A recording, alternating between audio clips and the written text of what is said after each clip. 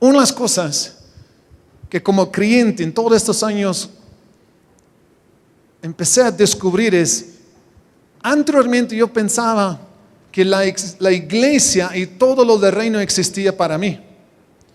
Yo tenía problemas, entonces iba a la iglesia, el pastor existía para mí, los líderes existen para mí, los estudios son para mí, la siembra y cosecha es para mí, todo es para mí, para que yo tenga más bendición.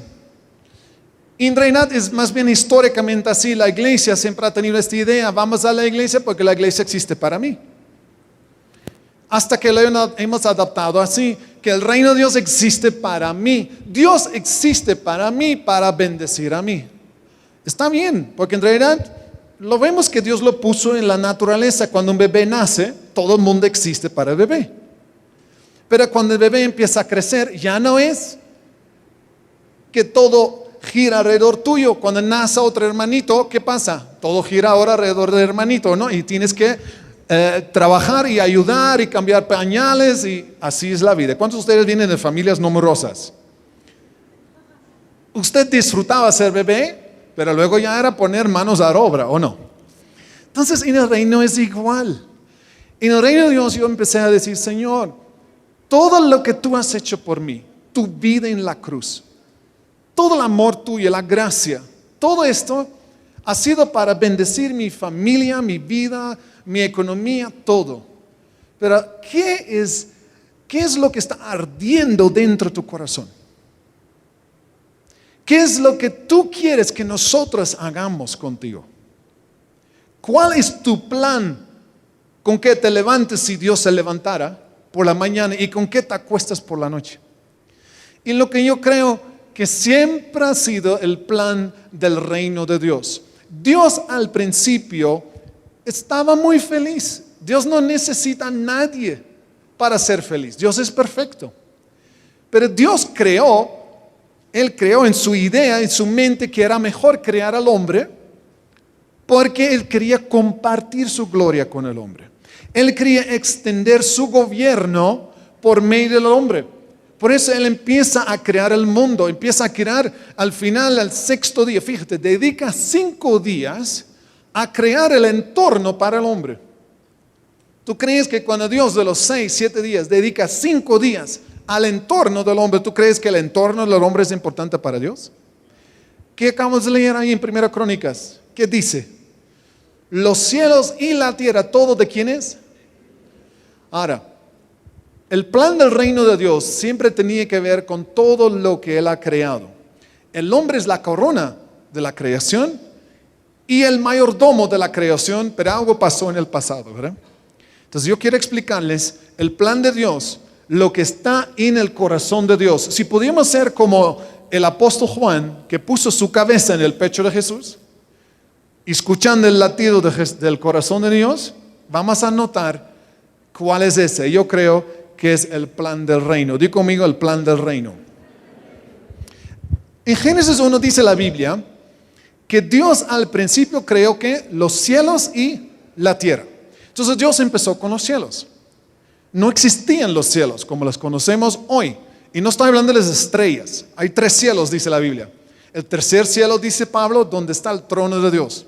El enemigo no tiene lugar ahí. En ese tercer cielo está Dios, el Padre, Hijo y el Espíritu Santo. Están los ángeles de Dios y estamos nosotros. En Cristo estamos sentados en el trono, en los lugares donde celestial. Nosotros somos un espíritu con Dios. Nosotros estamos en el tercer cielo con Dios, aunque estamos también aquí. Es muy difícil entender, pero la Biblia dice que es así.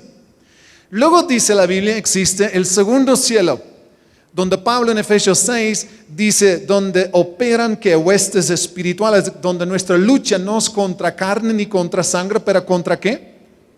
Principados. Entonces existe en el cielo, el segundo cielo, donde opera tanto el poder de Dios, nosotros y los ángeles de Dios, pero también los huestes espirituales. Y existe el primer cielo, es lo que vemos por los ojos, por la noche.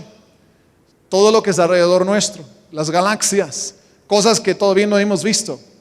Pero dice la Biblia que Dios empezó a crear primeramente los cielos, entonces primeramente los ángeles, y luego empezó a crear ¿qué?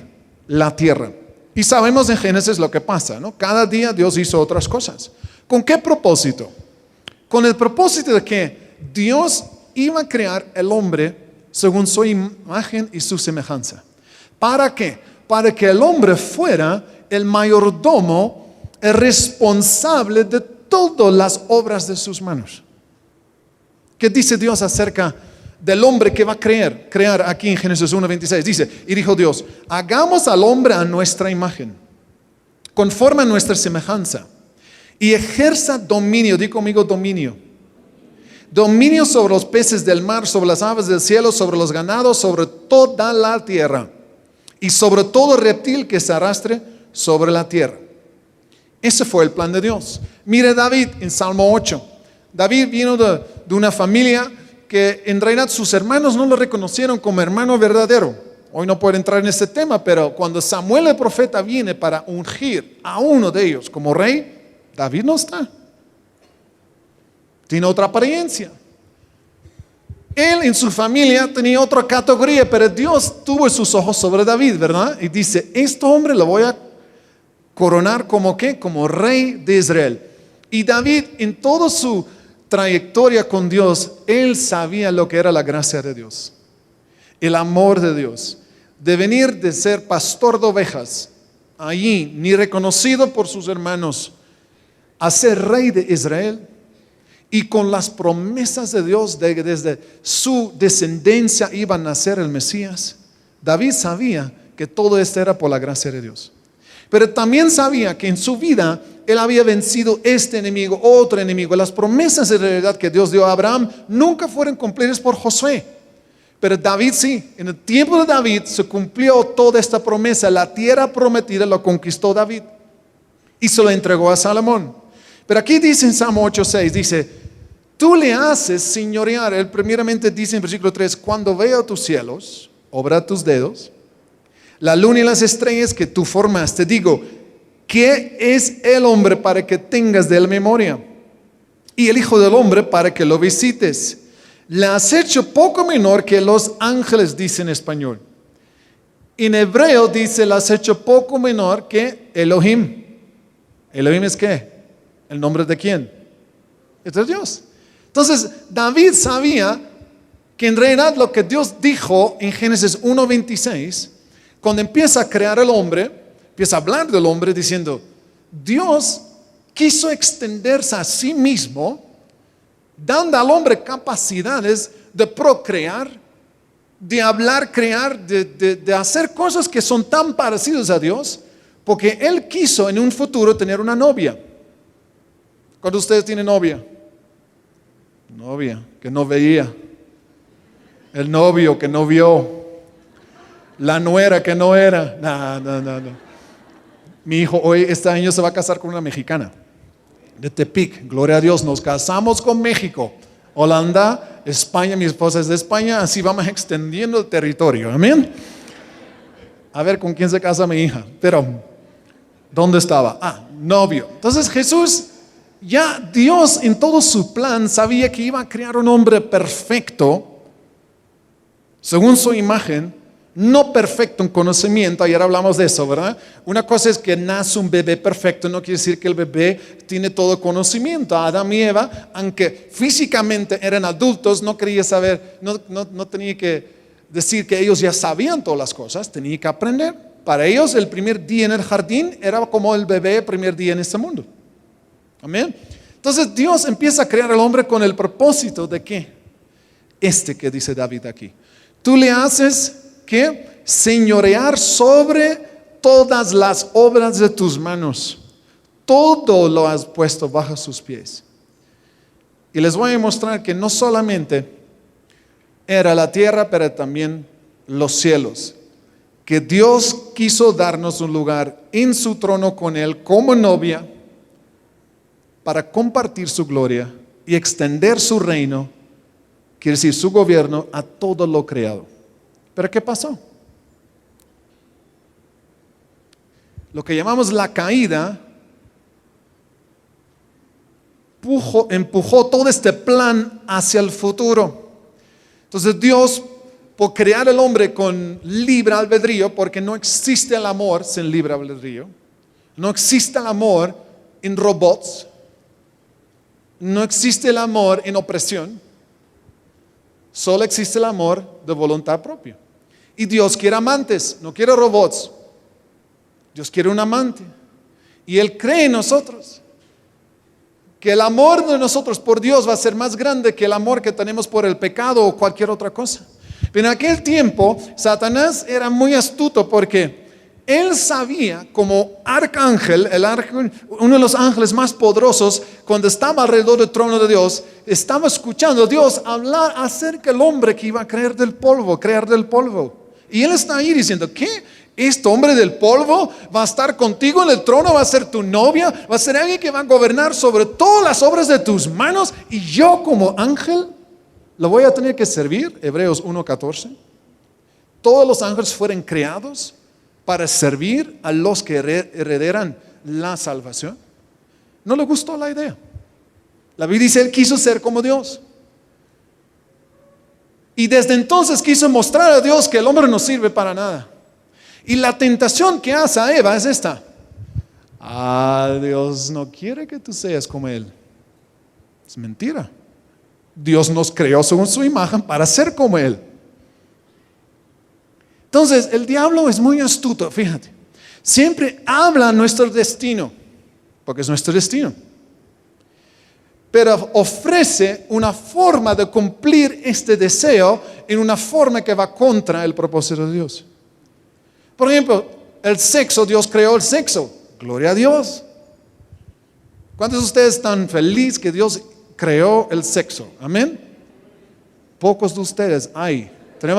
Pastor, tenemos que hacer hasta el novio está feliz que Dios creó. Así es. Todavía nada, hermano, todavía no. Entonces, esto es para después. Ok. Es broma. No, es en serio. Entonces, ¿qué hace el enemigo cuando nos tienta? Busca esos deseos que son de Dios, pero dice, lo puedes hacer y satisfacer fuera del orden de Dios, que es fuera del matrimonio. Y entonces te sientes mal, porque no satisface, ¿cierto? El deseo está mal, no, el deseo no necesariamente está mal, si está dentro del entorno de Dios. Entonces así obra el enemigo, lo hizo con Eva y con Adán igual. Hasta que ellos en este momento se sintieron diferentes. De repente se sintieron desnudos. No habían sentido esto antes.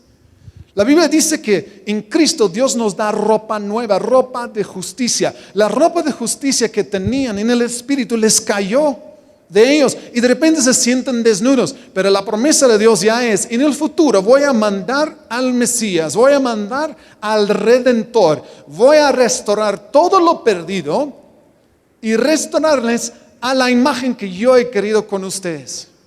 Y mata un animal, y para matar a un animal tiene que fluir sangre, y cubre con la piel del animal a Adán y Eva. Es una imagen de Cristo Jesús. Amén. Pero mira lo que dice Pablo en Romanos 6, lo que en realidad pasó desde aquel momento. Pablo dice, todo aquel, ¿no sabéis que si os sometéis a alguien como esclavos para obedecerle, sois esclavos de aquel a quien obedecéis? Sea del pecado para muerte o sea de la obediencia para justicia. El concepto de esclavo, Pablo lo saca de sus días en el mercado, donde personas que tenían esclavos los vendían. Nosotros los conocemos de las películas, ¿verdad? Conocemos de la historia de José, donde alguien se hace dueño de una persona, compra a una persona y cree que es dueño de la persona y la puede vender como si fuera su propiedad. Y Pablo dice, en realidad lo que pasó a nivel espiritual con Adán y Eva era esto. Ellos por voluntad propia estaban sirviendo a Dios, pero Dios no tiene esclavos. Dios quiere amantes. Y el enemigo dice, Dios no quiere que tú seas como Él. Si comes de este árbol, vas a ser como Él. Vas a tener el conocimiento del bien y mal como Dios. Sí, una cosa es tener el conocimiento del bien y mal por tener relación con el mal. Otra cosa es aprender acerca del bien y mal como Dios, que también tiene conocimiento del bien y mal sin tener relación con el mal. Amén. Entonces Eva, en este momento, cuando obedece al enemigo, se hace ¿qué? Esclavo de quién? Del pecado. Cuando Pablo usa el pecado, no simplemente el pecado como romper la ley de Dios. A veces pensamos, cuando miento, ahora soy esclavo de la mentira. De cierta forma es cierto.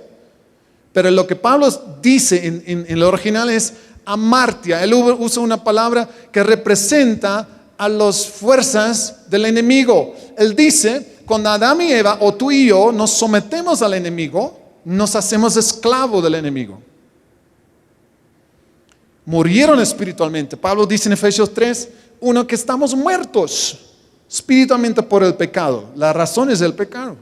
Pero mire, cuando vamos más allá, y de ahí voy hoy, el momento que el hombre se somete al enemigo como esclavo, empezamos a ver un cambio también en la naturaleza. Antes no. Fíjate cómo es el orden. Yo creo que el enemigo ya había caído. Yo creo que el enemigo no le gustó la idea de Dios. Él no quiso ser nuestro siervo. Él no quiso nada de ese plan. Él quiso ser como Dios y se levantó, dice la Biblia. Sé que yo creo que algunas palabras en el Antiguo Testamento hacen referencia a lo que pasó en el corazón de Satanás antes de caer. Pero aquí vemos así. Entonces, yo creo que él ya no estaba. Por eso Dios tuvo que crear un jardín y poner un árbol del bien y mal. Porque él sabía que en el camino hacia el trono de Dios, el hombre se iba a encontrar con el enemigo. A veces pensamos que Dios tenía que poner el árbol ahí para probarnos. Como si Dios no sabe lo que vas a hacer. Como si para Dios vienen cosas de sorpresa. Oh, ahora comió del árbol. Ángeles, ¿qué pasó con Eva? No me di cuenta. No, Dios ya lo sabía. Lo que Dios quiso hacer no era decir, es prohibido esto, y si haces esto, para mostrar a Él mismo que el hombre iba a pecar. No, Él quiso mostrar por medio lo que la Biblia dice. Ayer hablamos de eso, la sombra, que es ¿cuál? El paraíso natural, cómo funciona el mundo espiritual. Pero ella se somete.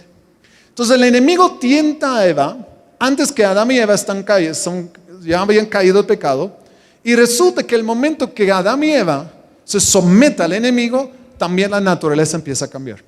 Espinas empiezan a crecer.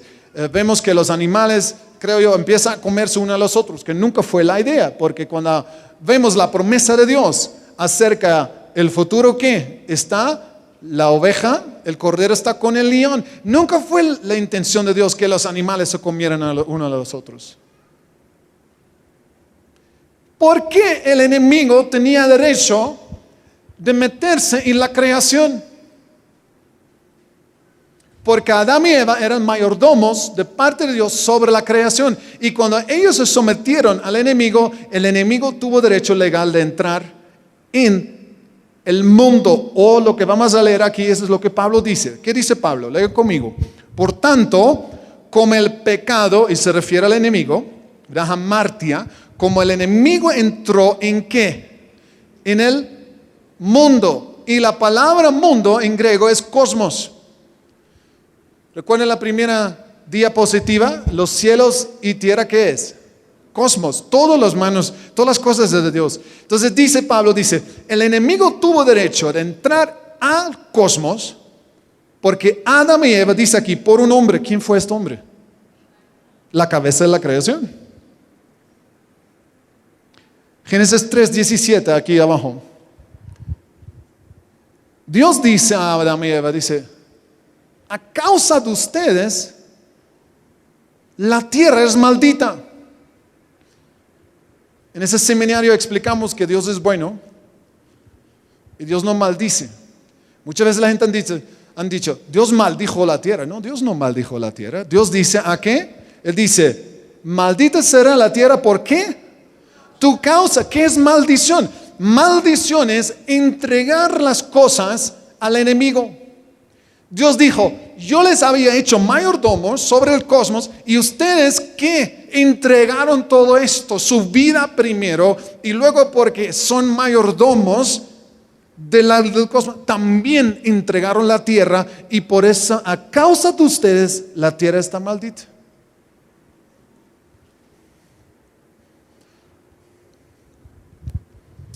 Mateo 4. Vamos a dar un salto hacia el futuro. Nace Jesús, la promesa de Dios, el Mesías, el Redentor. Nace como bebé. Es el rey, pero nace en un establo. Y cuando Jesús crece, ya tiene 30 años, dice la Biblia que fue llevado al desierto para ser tentado por el diablo. Al final de estos 40 días de ayuno, viene el enemigo. Y dice Mateo 4, cuenta estas tentaciones. Son 4 tentaciones que el enemigo propone delante de Jesús. Y el tercero es este. Otra vez, le llevó el diablo a un monte muy alto. Recuerda la palabra monte, ¿ok? Digo conmigo monte. El diablo le llevó a un monte muy alto. Y dice, y le mostró todos los que reinos del mundo. ¿Qué palabra se usa otra vez en griego? Cosmos. El diablo muestra a Jesús todos los reinos del cosmos y se lo ofrece. Tú puedes decir, el diablo mentiroso, él no tenía el derecho sobre los reinos. Jesús no lo niega. Jesús simplemente dice, a ver, esto me suena a algo que pasó en Génesis 1, donde el primer Adán fue tentado para hacer una cosa, y yo como segundo Adán no voy a caer en lo mismo. Yo he venido para redimir los reinos de este mundo en una manera que tú todavía no te estás enterando. Pero el diablo ya sabía porque Jesús vino. Aquí el enemigo no le estás ofreciendo solo las almas. Ponga atención porque la iglesia ha creído siempre que el interés de Dios con el mundo siempre ha sido las almas. Que el cosmos a Dios no le importa. Que Dios solo quiere las almas, el resto no le importa. Como si Dios dedicó 5 días de todo esto y pensamos que todo esto se va a desaparecer, que todo esto, cuando en realidad Jesús dice que los mansos heredarán ¿qué? La tierra o el cielo. Siempre hemos buscado el cielo. Cuando Dios creó la tierra, ¿para quién? Para nosotros. Entonces, la obra de Jesús, y aquí es, el enemigo le ofrece los reinos del mundo. Mira lo que dice Jesús en Juan 14, justo antes de la muerte de él. Él dice, no hablaré ya mucho con ustedes. ¿Por qué? Porque viene el príncipe de ¿qué? De este mundo, ¿qué es la palabra otra vez? Jesús reconoció a Satanás como príncipe de este cosmos, ¿sí o no? ¿Sí? Por eso vino. Jesús vino para redimir el cosmos. Jesús vino porque, y vamos a este versículo, yo creo que es el siguiente, la solución de Dios. Mira lo que dice Juan 3:16. ¿Cuántos de ustedes conocen Juan 3:16? De tal manera amó Dios a ¿qué? ¿Cuál es la palabra? Dios amó al cosmos. ¿Qué qué? Que dio su Hijo. ¿Para qué? Para redimir lo perdido. Mira el siguiente versículo. Se desconectó.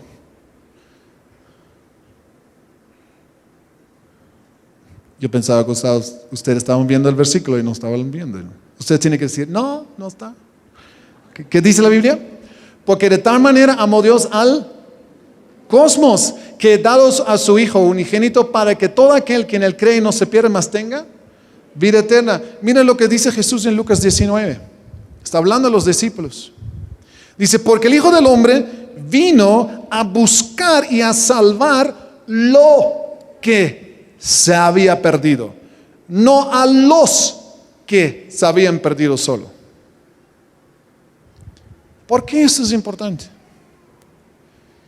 Si creemos que la obra de Jesús en la cruz, la resurrección, la muerte y la resurrección, el dar su sangre como rescate, solo fue para almas que no se importa el cosmos.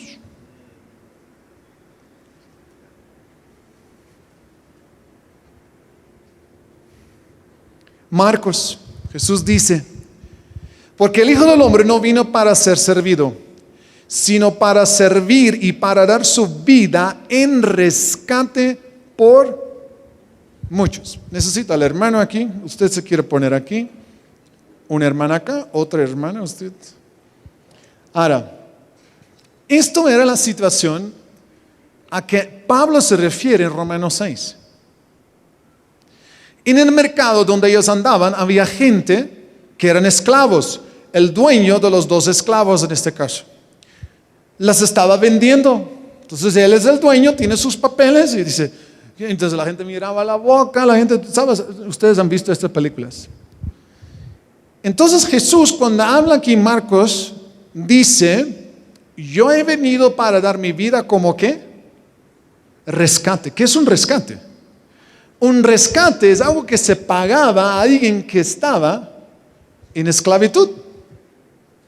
Entonces Jesús vino, el enemigo no sabe lo que Jesús está haciendo, porque en realidad la Biblia dice que la sangre de Jesús, Pedro dice, en 1 Pedro dice, no fuisteis comprados ni con oro ni con plata, pero ¿con qué?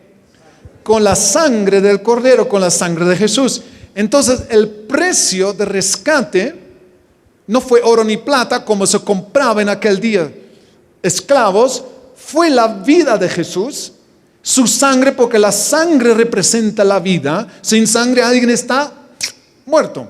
Entonces cuando Jesús dio su vida, dio su sangre es el precio de rescate. Ahora el enemigo no lo sabía. Él no sabía, en el hecho de aceptar a Jesús en la cruz aquel día, donde se oscurece todo, a mediodía, todos los demonios vinieron a Jesús, porque Pablo dice, el pago del pecado es. Entonces, ¿quién paga? Cuando usted trabaja para mí, ¿quién te paga? Yo. Pablo dice, el pago del pecado. Si usted trabaja para el enemigo, ¿quién te paga? El enemigo. ¿Y cuál es el pago del enemigo? La muerte. Entonces, el enemigo desde Génesis, por eso dijo Dios, si comes de ese árbol vas a morir. Todas estas personas estaban bajo la esclavitud del enemigo. Y Jesús, cuando da su vida en la cruz, entrega su vida, que es su sangre, como rescate. Y ahí en el mundo espiritual, Satanás no sabía lo que estaba haciendo, aceptó ese precio y todo el mundo, todo el cosmos volvió a estar legalmente bajo el poder de Dios. Cuando en 1 Crónicas dice que la tierra, los cielos y la tierra son de Dios, era así porque Dios las creó. Es como si yo tengo un carro, doy la llave al pastor y el pastor tiene los papeles porque le he hecho completamente responsable. ¿Es mi carro o no es mi carro? ¿Lo he creado yo? Sí. Si él lo vende, yo puedo ir al dueño nuevo del coche y decir, mira, a ver, ese es mi carro. No, usted no es tuyo. Lo compré de pastor. Entonces, si él muestra que es suyo porque el pastor le dio sus papeles y la llave, todavía digo, no, es mío. ¿Pero qué? Y lo tengo que volver a comprar. ¿Cierto? Eso es lo que pasó. Ahora, Pablo dice en 1 Corintios, creo que es, si los huéspedes espirituales, los gobernadores de aquel tiempo hubieran sabido lo que hubiera sido el resultado de crucificar a Cristo, jamás lo hubieran crucificado. Pero eso es lo que el enemigo es. Él solo piensa en poder, él solo piensa en autoridad, y así él pensaba, si mato a Jesús, ya tengo a todos. Pero Jesús bajó de la cruz, fue a la tumba, y al tercer día enciende la luz ahí en el Hades, y dice, tú no tienes derecho sobre mí porque yo nunca he pecado. Yo sí acepté el precio del pecado por todo el pecado de los demás, pero yo nunca me he sometido a ti. Tú no tienes derecho sobre mí. Dame las llaves. Y la Biblia dice que ahí en el Hades, Jesús dice, dame las llaves. Y el enemigo perdió para siempre su derecho legal sobre el cosmos. Apocalipsis dice, fuisteis comprado por Dios. Y han vencido, dice la Biblia en Apocalipsis. ¿Por qué? Por la sangre del Cordero y por el poder de su testimonio, porque no me temían de morir por la causa de Dios. Esto es esencial en el Evangelio. Hay un antes y después. El enemigo que tenía poder aceptó el precio del sacrificio de Jesús y ya no tiene derecho sobre ellos. Tú estás libre, siéntese. Libre. Él no tiene, no, usted no. Aquí lo vamos a tratar con usted. Venga. Tú también.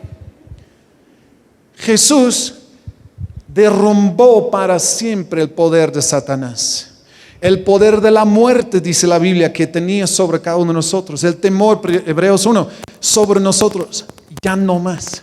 Ahora, Él actúa como si todavía lo tiene. A veces nos hace creer que Dios solo quiere las almas, no el cosmos. Él perdió todo. Él perdió todo. Jesús no solo vino para rescatar los perdidos, vino a recuperar los reinos de este mundo. Usted se puede sentar antes que lo voy a chicharar así. ¿Entendemos? Ahora, ¿dónde voy? Porque eso es importante, la aplicación de todo eso. Mira 1 Corintios 5. Que Dios estaba ¿qué? En Cristo reconciliando consigo al cosmos. Entonces, la cosa es esta. Desde el día de Calvario y resurrección, toda la humanidad, que estaba en la cárcel, se le abrieron las puertas de sus células. ¿Está bien dicho? ¿Celdas? No todo el mundo sale. Primeramente, no todo el mundo sale porque no sabe. Por eso tenemos que predicar el Evangelio. Otros no salen porque no quieren servir a Dios. Pero no quiere decir que Dios no pagó el precio para cada uno su libertad. Amén.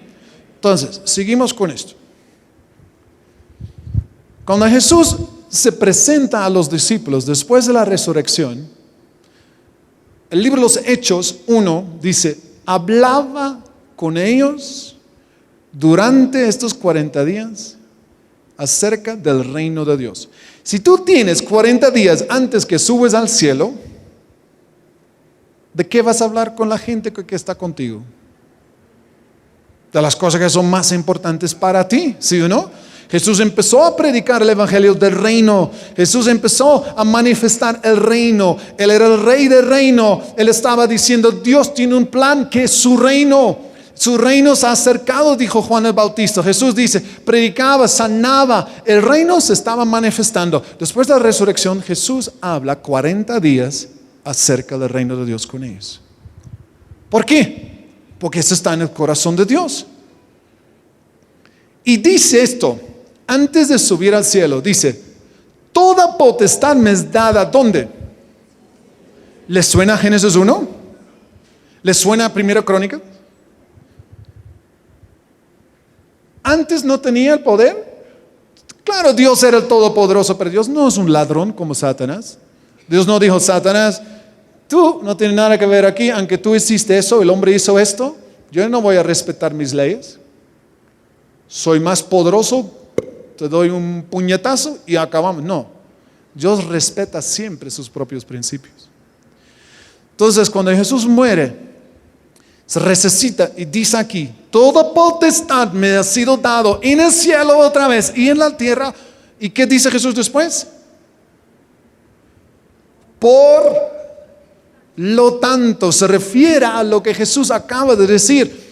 Él dice, porque yo ahora tengo toda potestad, no poquito, toda potestad, toda autoridad, toda potestad, toda autoridad. Por lo tanto, id y discipulad a almas. ¿Qué dice?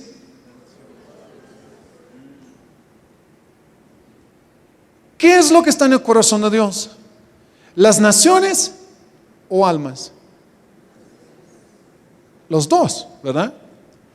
La iglesia ha creído por muchos años el evangelio, lo que llamamos nosotros la salvación, que es parte del evangelio del reino, pero básicamente decía esto: evangelizamos, ganamos almas, las ponemos en una iglesia, con células, sin células, luego les mandamos al seminario o a los cursos bíblicos para que creamos más iglesias hasta que Jesús vuelve.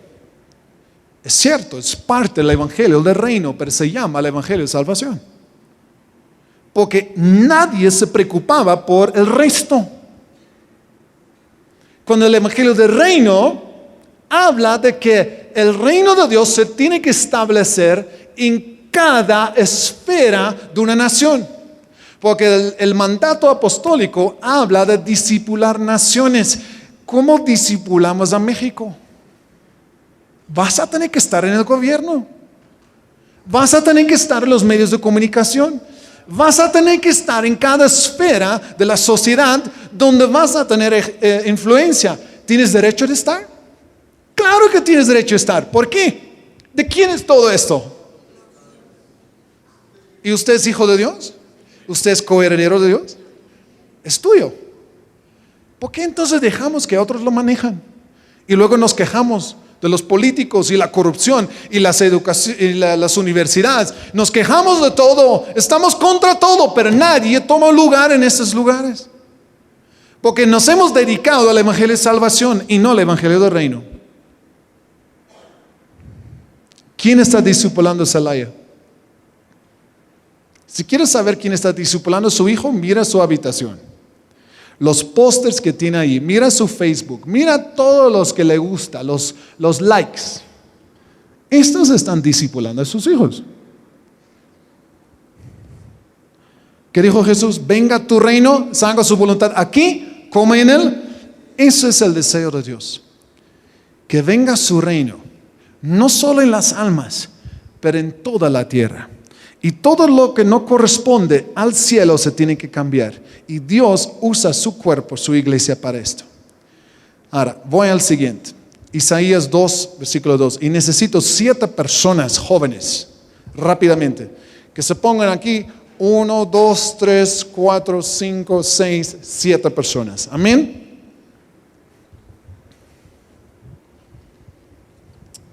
Si se pueden dividir sobre todo este espacio, igualmente, gracias. Ok. Y agarras esto delante tuyo. Eso también. Esto también para que te puedan ver, no se pone detrás del púlpito. Y lo ponen para que los hermanos lo puedan ver. ¿Ustedes lo pueden ver? ¿También atrás lo pueden ver? Entonces sube entonces la hoja. ¿Ok? No sé si ustedes han escuchado del tema de los 7 montes. Esto nació en el corazón de 2 hombres de Dios en los años 70. De JCUM, no sé si han escuchado JCUM, y Cada Casa para Cristo. Las 2 organizaciones a nivel mundial más grandes de evangelismo. Y se unieron en Colorado, los Estados Unidos, y hablaron entre ellos diciendo: ¿qué crees tú? ¿Cuál es el plan de Dios? Estamos evangelizando, estamos viendo avivamientos, pero en realidad el avivamiento no está tocando la sociedad. Yo estuve en el año 92 en Argentina. Estábamos en la casa del evangelista Carlos Anacondia por 3 semanas. Fuimos cada noche a una campaña donde miles, 15, 20 mil personas estaban en puro campos y se convertían cientos y cientos, y la liberación cambió nuestra vida para siempre. Volví en el año, ¿cuál fue? 20 años más tarde volvimos a Argentina. Y en aquel tiempo, en el 92, no se podía entrar ni en una iglesia. Habían 10 cultos diarios así. El pastor Freisen apenas empezó, él todavía estaba con la chaqueta. Y el evangelista, ¿cómo se llama? Anacondia nos dio una tarjeta para el pastor Freisen diciendo: trátamelas bien los de Europa, que las emborrachas bien emborracho. Y ahí estábamos, primera fila, estábamos bien borrachos en el Espíritu. El poder de Dios se estaba manifestando en Argentina de una manera sobrenatural. Cuando volvimos 20 años más tarde, la iglesia de Pastor Freisen, Excepción, y algunas otras iglesias, el resto ya no existía. El evangelio no tocó ninguna de estas 7 esferas que forman una sociedad. Ni había cambiado la educación, ni ha cambiado los negocios. Usted recuerda la crisis que hubo en Argentina. ¿Por qué necesitamos una crisis económica cuando Dios está prosperando a su pueblo? Porque el pueblo no está metido en los negocios como deben. Porque pensamos que para estar en el ministerio tienes que estar detrás de un púlpito. Y nos olvidamos que José y Daniel tuvieron más influencia que los sacerdotes en el tabernáculo templo en aquel tiempo. Y Dios está cambiando esto. Dios está diciendo, mi hijo no solamente murió por las almas, mi hijo murió por todas las esferas que conforman una sociedad. No solo la religión, pero la familia. ¿Quién define lo que es una familia? Dios creó a Adán y Eva, no a Adán y Esteban.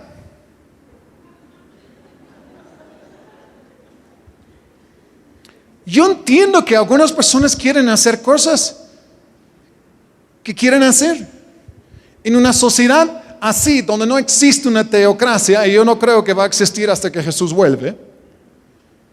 Pero no quiere decir que esta minoría, porque normalmente ni son más de un 3% de una población, ni en California son más de un 3% que creen así, pero nos hacen creer que todo se tiene que redefinir. La familia no es solo mujer y hombre, la familia es hombre y hombre o mujer y mujer. Y ya están proponiendo en California, ya no es solo hombre y hombre, también es 2 hombres y una mujer, 2 mujeres con un hombre. Y pueden adaptar los niños o crear los niños como ellos quieran.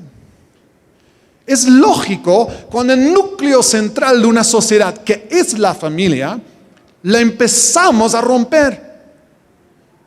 La sociedad vive el resultado de este cambio. ¿Dónde está la voz de la iglesia? En los cortes. Estamos en contra de aborto, pero ¿a qué favor estamos? Es fácil estar en todo en contra y que todo el mundo nos conoce como gente en contra de todo. ¿A qué favor estamos? ¿A qué estamos entonces a favor? ¿Por qué no montamos como en los Estados Unidos? Montan ahí como estas unidades móviles y delante de las clínicas de aborto y le dan gratis un ecograma a los que quieren abortar su embrión, su bebé. Y cuando le pasan por ahí la madre y muchas veces el papá también ve al niño ahí, casi la mayoría de ellos ya no quieren abortar. Ser proactivo. Sí, la máquina cuesta $50,000, pero ¿qué importa? ¿Por qué no lo unimos?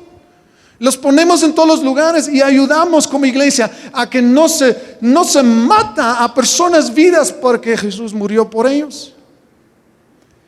La educación. ¿De dónde vienen los futuros presidentes? ¿De dónde? De la educación de hoy. ¿Quién les está educando? No tengo ni hablar de países que visito como Venezuela. A veces pensamos que suena bonito. No es bonito.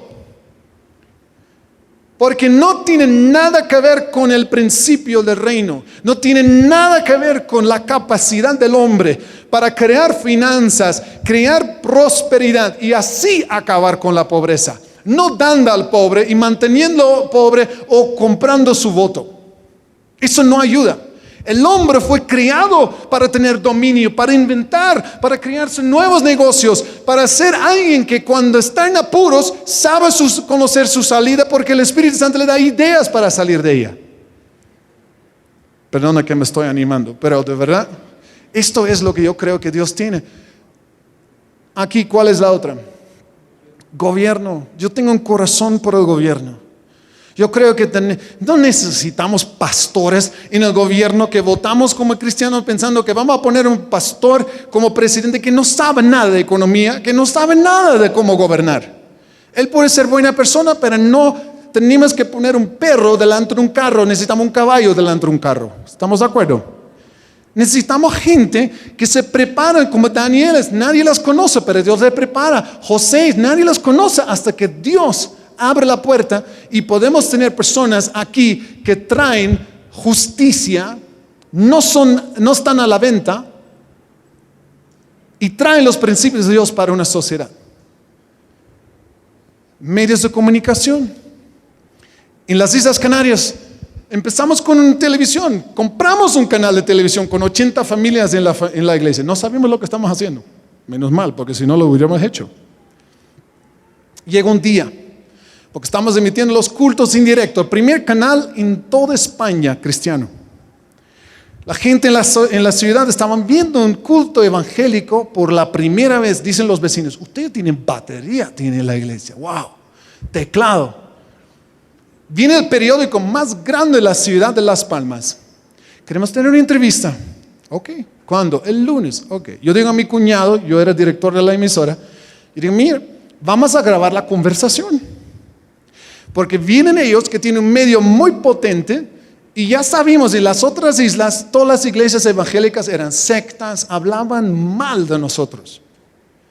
Yo digo, mire, si esta señora va a decir cosas en el periódico que no ha dicho aquí y lo trastorna por su propio querer, nosotros mañana y el día después de mañana y después de mañana, a cada mañana a las 10 tenemos cultos, programas en directo en televisión y vamos a poner la cinta. ¿Qué te parece? Buena idea, dice Sergio. Viene la señora y así lo montamos un poquito para tener nuestro gusto de esto, ¿no? Entonces está sentado en la oficina de Sergio, yo hago, Sergio, sí, ¿qué? Y mira, aquí está la grabadora. La señora estaba, ¿qué grabadora? ¿Para qué? No, dice mi cuñado, usted tiene un medio de comunicación muy potente. Si usted va a reflejar la conversación de hoy en honestidad, le vamos a aplaudir en el programa en directo mañana, el martes, el jueves. Pero si usted no refleja la verdad de esta conversación, no nos queda otro de que mostrar a la ciudad lo que de verdad pasó. ¿Quién estaba en la cima de este monte? Nosotros. Cuando estamos hablando de montes, en los últimos días, ¿sabes qué dice Isaías? El monte del Señor está por encima de ¿qué? De todos los montes. El monte de negocio, el monte de los medios de comunicación, tuvimos radio, televisión. ¿Quién estaba en ese monte? Nosotros. Y la señora se sometió al poder que tuvimos, no para abusar, simplemente para que los medios de comunicación reflejan lo que es verdadero. Y el domingo siguiente, el periódico más importante de la semana, 2 páginas en el centro, se dedicaba a la obra que estábamos haciendo como iglesia. El plan de Dios, la muerte de Jesús, no era solo para las almas, es para que tú y yo tenemos los medios de comunicación, que nosotros reflejamos de verdad lo que está pasando, que hablamos buenas noticias, no siempre malas noticias. ¿Qué pasa con los artes, entretenimiento, deportes, artes? ¿Por qué tiene que reflejar el diablo todo el tiempo? ¿Por qué no somos nosotros con artistas? A veces decimos a los niños, no se vaya a la escuela de arte porque con eso no puedes ganarte la vida. ¿Quién dice eso? Hemos cortado el poder de Dios en las artes porque las dio Dios. Los negocios los sobreentendemos. Si usted tiene 500 personas trabajando para usted, usted es pastor de una iglesia más grande que la mayoría de los pastores en este país. Usted las cuide, no las abuse. Les enseña cómo ser justo, les enseña cómo ser trabajadores, les recompensa por lo que ellos deben tener. Cada uno se lo tiene que ganar, ¿entiendes? Pero la idea es que usted cuida a estas familias, las familias van a cuidar a usted. Yo creo que me están entendiendo, ¿verdad? Que el corazón de Dios es su reino. Su reino afecta a las almas de la sociedad, pero su reino tiene que afectar a cada uno de estas esferas. Y el reino, el evangelio del reino, toca a cada una de estas esferas, no solamente las almas. Me gustaría orar juntos, porque yo sé que hay jóvenes aquí que están pensando, ¿qué carrera voy a seguir? De verdad, Dios, yo quiero que me usas. Quizás tengo que estar en el ministerio. Y cuando hablamos de ministerio, muchas veces yo me convertí con 11 años. Ahora tengo 51 años, hace 40 años. Con 18 años me dediqué a tiempo completo al Señor. Dejé los negocios, me gustaban los negocios. ¿Para qué? Para servir a Dios. Mi padre hizo lo mismo, perdió todo, su negocio y su púlpito, porque no era su llamado. Yo sí, hasta hoy día estoy delante de ustedes, ¿verdad? Pero Dios también me ha estado dando otra vez negocios. Yo creo que el llamado puede estar en cada una de estas esferas. Puede estar en el ministerio como el pastor o nosotros. Pero ¿dónde está la mayoría de ustedes durante la semana? En uno de esos 7 montes, ¿cierto? Como ama de casa. Es un papel muy importante. Quizás usted no recibe sueldo, pero se debe. Bueno, con los zapatos que compran, no sé, es más que sueldo, pero ¿me están entendiendo? Vamos a ponernos de pie. Me gustaría orar por ti, joven, por tú que tienes un negocio, por ustedes que están en lo que es las artes. Mantenga esto, si yo sé que ustedes están cansados, pero bueno, si quieren se puede poner arriba, es más fácil, que todo el mundo lo puede ver.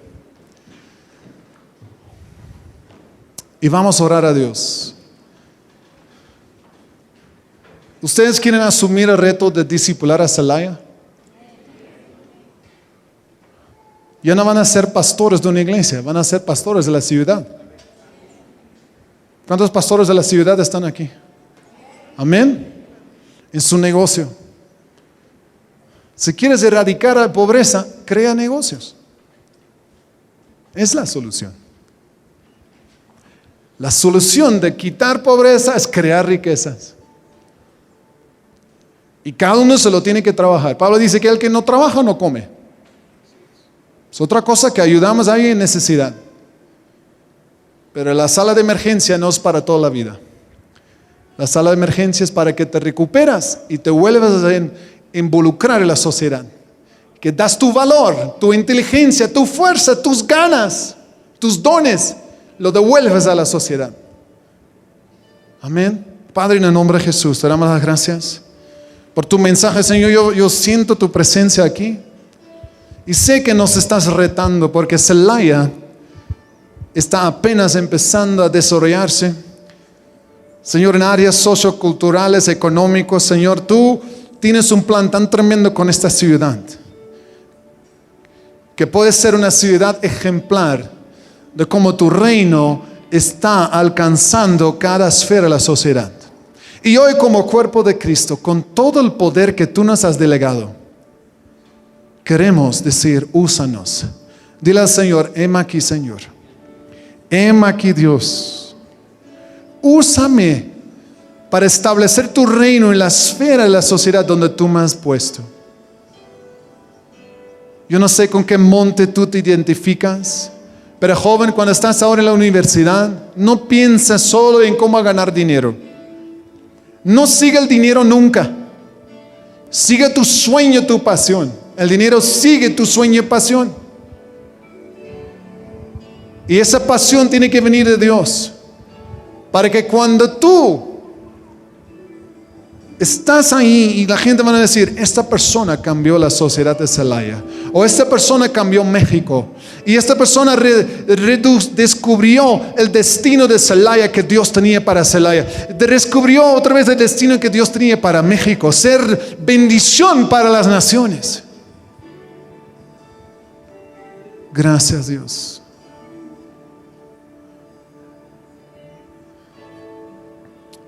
Entrega tu vida a Dios. Es lo único que puedes hacer hoy. Que la unción de Dios que necesitas, lo profético. Este fin de semana se desató un manto profético. Este manto profético se necesita en cada monte.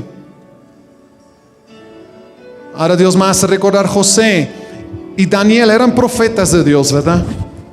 Cambiaron el rumbo de la historia de este país. Gracias, Dios.